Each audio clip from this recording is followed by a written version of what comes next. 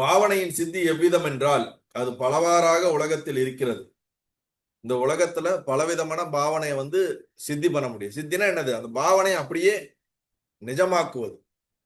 எப்படி இந்த முனிபுத்திரன் அவனுடைய பாவனை அப்படியே உலகமாக அவன் அனுபவத்துக்கு மாத்தி வச்சிருக்கான்ல, ராஜாவை கூட்டிட்டு போய் அவனுக்கு அனுபவத்தை கொடுத்த மாதிரி நாம் செய்யக்கூடிய பாவனை நமக்கும் நிஜமாகவும் மற்ற உயிருக்கும் அது நிஜமாகும் தன்மைக்கு மாறிடுச்சுன்னா தான் அதுக்கு பேர் சித்தம் அப்படின்னு அர்த்தம். அதை இங்க சொல்றாரு. உலகத்தில் இருக்கிறது ஜன்மத்தினாலும் மணியினாலும் அவ்விதமே ஔஷகத்தினாலும் யோகத்தினாலும் தபசினாலும் மந்திர சித்தியினாலும் வரத்தினாலும் பாவனை சித்தியாகின்றது. பாவனை எதன் மூலியமா சித்தி பண்ண முடியும்னா மந்திரத்தினால பண்ண முடியும், தபஸ்னால பண்ண முடியும். ஔஷதம் என்றால் ஹெர்ப்ஸ், மணிகள், மணி மந்திர ஔஷதம்னு சொல்லுவோம்ல, அதனால பண்ண முடியும். ஜென்மத்தினாலுமே அது நடக்கும், வரத்தினாலும் நடக்கும். அதுக்கு உதாரணமும் இங்க சொல்றாரு. பிரம்மாவாக பிறந்ததினாலேயே அவருடைய ஜென்மத்தினாலேயே அவர் சிருஷ்டிக்கக்கூடிய பாவனை அவருக்கு இருக்குது.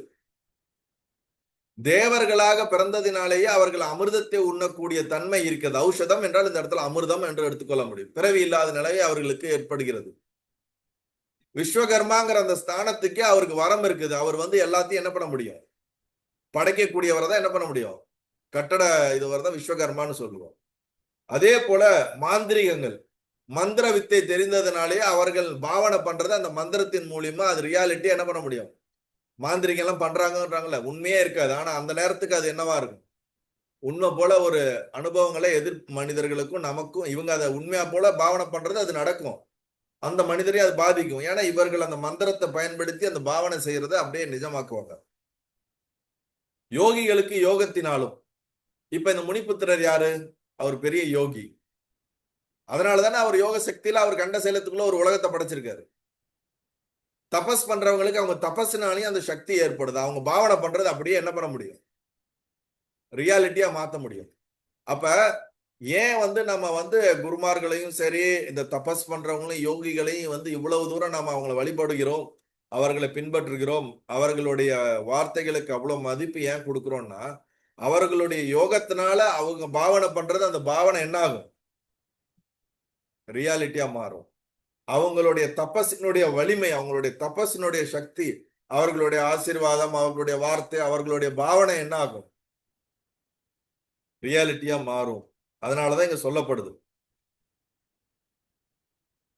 பாவனை சாதிப்பது எப்படி என்றால், சரி நம்ம பண்ற பாவனை எப்படி அது சித்தப்படுத்துறது, சித்தி ஆக்குறது அப்படின்னா, சங்கல்பத்திற்கு ஆரம்பத்தில் உண்டாகும் நான் இதை பாவனை செய்கின்றேன் என்ற எண்ணத்தின் ஸ்மரணையின்றி இருப்பதினாலே பாவனை சித்தி ஆகிறது. நான் பாவனை பண்றேங்கிற எண்ணத்தை நீங்க எப்ப விடுறீங்களோ அது நிஜமாக நீங்க பாவனை பண்றேங்கிற, இப்ப நான் ஒரு கற்பனை பண்றேன், பண்ணும் போதே இது நான் கற்பனை பண்றேங்கிற எண்ணம் இன்னைக்கு டிராப் ஆகுது அப்படின்னா என்ன அர்த்தம்? அது நிஜமா நீ என்னைக்கு உணர்றியோ அது என்ன ஆகுது? அது ரியாலிட்டி மேனிஃபெஸ்டேஷன் ஆகிறதுக்கு தயாராகுது. நீ அது ரியாலிட்டி கொடுக்காம இருந்தாலும் மேனிஃபெஸ்ட் ஆகாது. நிறைய கேள்விப்பட்டிருப்பீங்க, சீக்ரெட் ஆஃப் சக்சஸ், அட்ராக்ஷன் இந்த மாதிரி தான் நிறைய சொல்லுவாங்க. நீ அதை நினைச்சிட்டே இரு, அது நடக்கும். நீ அதை இது பண்ணிக்கிட்டே இரு, அது ரியாலிட்டியா மாறும். நான் நினைக்கிறேன் நீ நினைக்கும் போதே, நான் கற்பனை பண்றேன்னு நினைக்கும் போதே அது கற்பனையா மாறிடுது. இது நடக்கும், அதுல இது இப்படிதான் நடக்க போகுதுங்கிறதுல அன்டவுட்டபிளா நீ இருக்கும்போது அதுக்கு எதிர் மனோவிருத்திகளை உற்பத்தி பண்ணாத போது அது கன்வெர்ட் ஆகுது, சித்தி ஆகுது அப்படிங்கிறாங்க. பூர்வத்தை ஸ்மரிக்காதிருக்கும் வரையில் நிலைத்திருக்கின்றது. இவ்விதமாக வெகு காலம் பழக்கம் செய்தால் பூர்வ பாவனை ஸ்மரிக்காதிருக்கிற வரையில் பாவனை ஸ்திரமாகும். ரொம்ப காலம் நாம இந்த மாதிரி என்ன பண்ணணும்? பாவனை செஞ்சுக்கிட்டே இருக்க இத பாவனை செய்யறன்ற எண்ணம் இல்லாமல் அது பாவனை செய்யும் போது அது குறிப்பிட்ட காலத்துல என்னவாகுது? சித்தி ஆகிறது அப்படிங்கிறார். இவ்வாறா இதனாலதான் பாவ சமாதியெல்லாம் நம்ம கேள்விப்பட்டிருக்கோம். இப்போ கிருஷ்ணராகவே அந்த உணர்வுக்கு மாறிடுறது. அந்த எந்த பாவத்தை எடுக்கிறோமோ அந்த பாவனையாகவே நம்ம உணர்வு முழுவதும் அது உண்மையாக அப்படியே போகும் பொழுது நாம் இந்த உணர்வை விட்டு அந்த உணர்வுக்கு என்ன ஆயிடும்? அதோட லயமாயிடும், அதோட கலந்துருவோம். அப்படி கலக்கிறதுக்கு பேர் தான் பாவ சமாதி அப்படின்னு பேர். பாவனையே அந்த பாவனையாகவே மாறிடுறது. அதான் ராமகிருஷ்ணருக்கு நிறைய நேரத்துல அவருடைய உடல்ல பல மாற்றங்கள் ஏற்பட்டுருக்கும்னு அவருடைய ஹிஸ்டரியில படிச்சிருப்போம். ஏன்னா அந்த காலத்துல அவர் அந்த பாவனையாவே தன்னை மாறிடுறதுனால அவர் உடல் அளவிலும் மனதளவிலும் பெரிய மாற்றங்கள் ஏற்பட்டிருக்குன்னு ராமகிருஷ்ண பரமஹம்சருடைய லைஃப் ஹிஸ்டரி படிச்சீங்கன்னா தெரியும். அதான் இங்க சொல்றாங்க, விகற்பம் ஸ்திரமான நிர்விகற்ப பாவனை எப்பொழுது உண்டாகிறதோ அப்பொழுதுதான் அந்த பாவனை சித்தியாகி மகத்தான பலனை கொடுக்கிறது. நிர்விகற்ப பாவனை என்றால் என்னது?